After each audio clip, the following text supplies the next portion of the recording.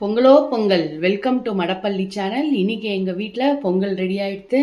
இங்கே வந்து சக்கரை பொங்கல் நல்லா தலை ரெடி ஆகிடுத்து. ஒரு டம்ளர் அரிசிக்கு ஒரு கைப்பிடி தான் பாசிப்பருப்பு போட்டு ஃபுல்லாக 1.5 லிட்டர் பாலில் 1 மணி நேரம் வெந்தது. மேலே வந்து முந்திரியெல்லாம் தாளித்து கொட்டியாச்சு. இது என் கல்யாணத்துக்கு கொடுத்த வெங்கலப்பானை.